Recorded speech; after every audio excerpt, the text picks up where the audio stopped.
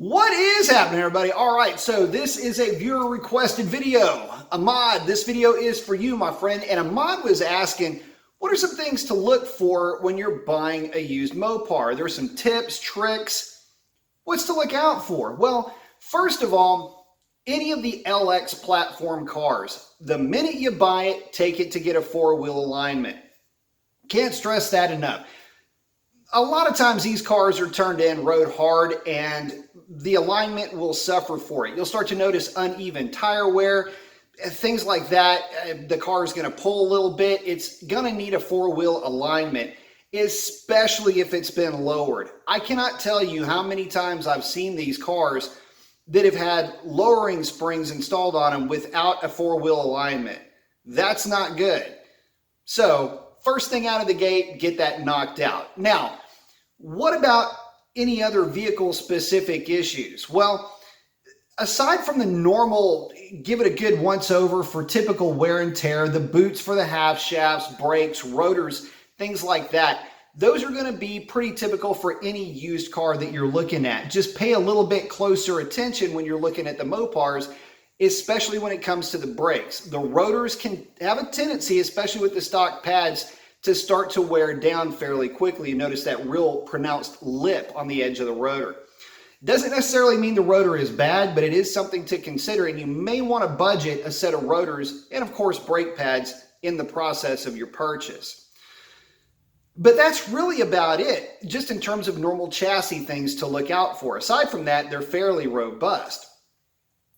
Next thing though is going to be the different generations of the Hemis themselves. So the first run of Hemis, basically the non-VVT engines or variable valve timing Hemis, the big issue that they had, and of course when I say big issue, this would mean the most well-known. We may be talking about a 0.5% here of the total run of vehicles, but again, when you're talking 0.5% of a lot of cars, in other words, a big number, 0.5% still sizable, so just word to the wise here. But the earlier Gen 3 Hemi engines had a nasty habit of dropping valve seats. Now, a lot of that could be attributed to the vehicle idling for very long periods of time. Could also be kind of a symptom of overheating, but take a look at possible signs that you've had significant work done underneath the hood of that car. If it looks stock, but you've got some wires out of place, looms that aren't really where they're supposed to be, in some cases, that'll be an indicator that there's been some work done at a local shop, because let's face it, working on Hemis is fairly expensive. A lot of times local shops don't do a great job, and so there's some tattletale signs that maybe a head's been replaced, things like that. Doesn't necessarily mean it's a deal breaker, but it's, again, something to look out for because those engines did do that. Now, that basically wraps it up for the non-VVT engines. Getting into the transmissions, the NAG1, fairly robust. NAG1 is the 5-speed automatic. If we're talking about trucks, in this case with the trucks, just get one with an 8-speed. I'm not going to go too deep into the trucks here. Just if it doesn't have an 8-speed, you need to save up for the 8-speed. But the NAG1 is a fairly robust transmission. It's not as lively as the 8-speed, but it's still robust enough. In fact, robust enough to where it is the same transmission that was behind a lot of big horsepower E55s back in the day. So there's a lot of potential there, but it's just not going to be as lively in a stock fashion the way that the 8-speed will be. And that goes for any of the earlier Hemis as well. Of course, just as with anything, you get progression of the species, so to speak.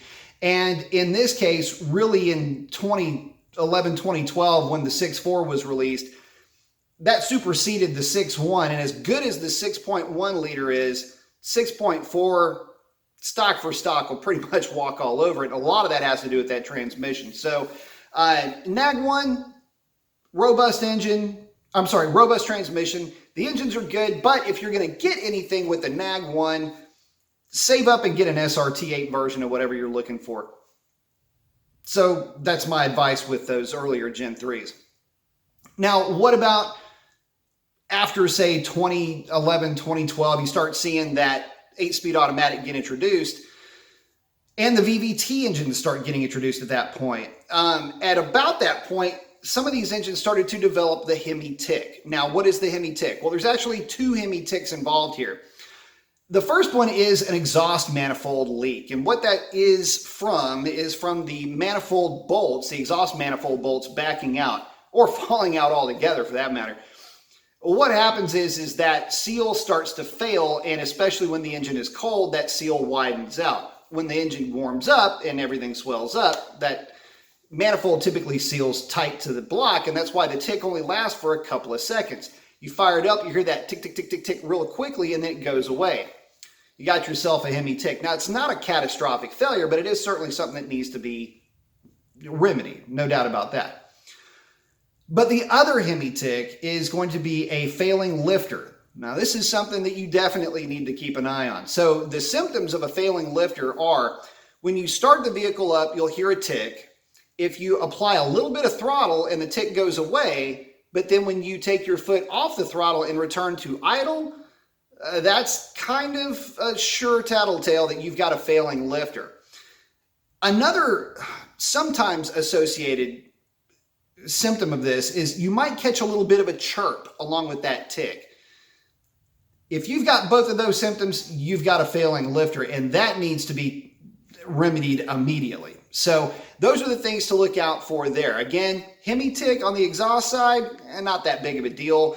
Kind of comes with the territory. Failing lifter, big time problem.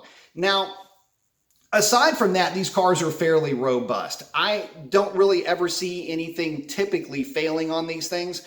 The paint usually stays pretty decent as long as it's taken care of, but that's part of the maintenance of the vehicle. And that brings me to my next point.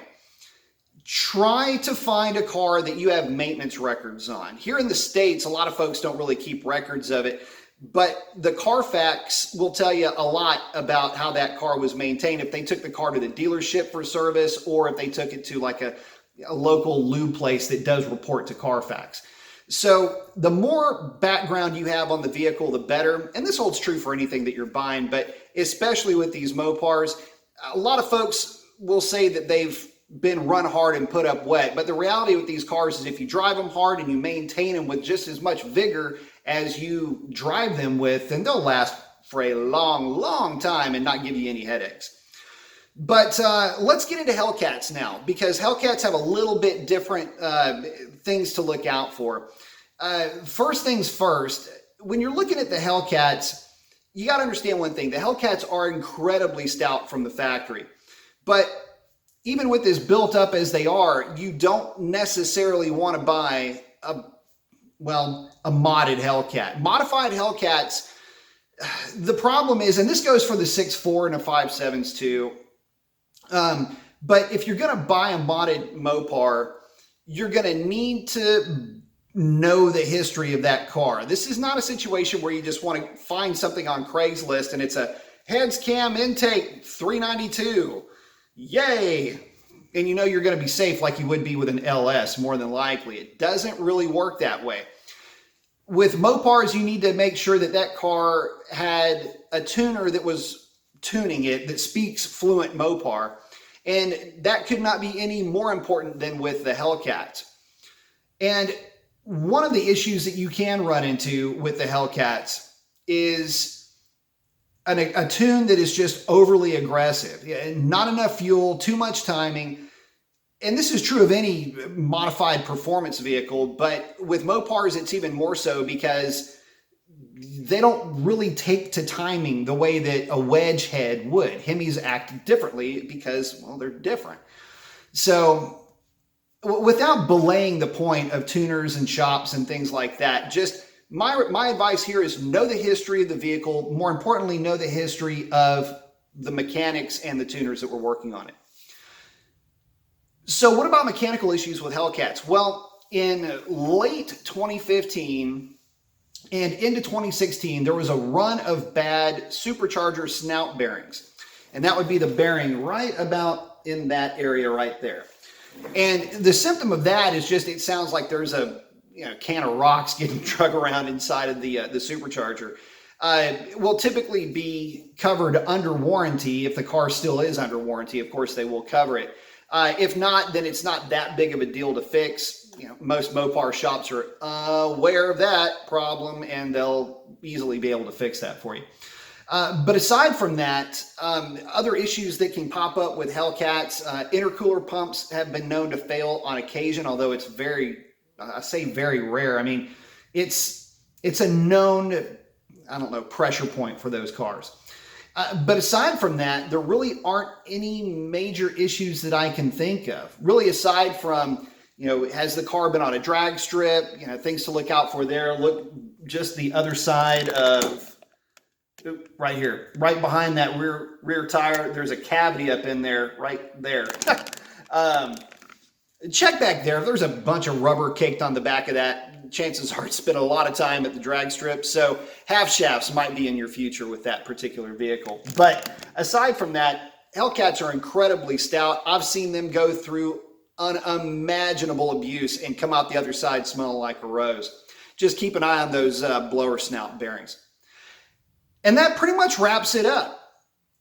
Typical other advice would apply here. If the car doesn't belong to the person that you're buying it from, in other words, it's not registered to them, that will be a red flag. And of course, buy from a reputable dealership. Don't be afraid to ask to have the car checked out by a mechanic beforehand. If you've got a relationship with a mechanic, now's a good time to leverage that relationship into a real good once-over for your soon-to-be very expensive new baby. So, with all that being said, happy hunting, and I'll catch you guys on the next one. That's a wrap. Adios.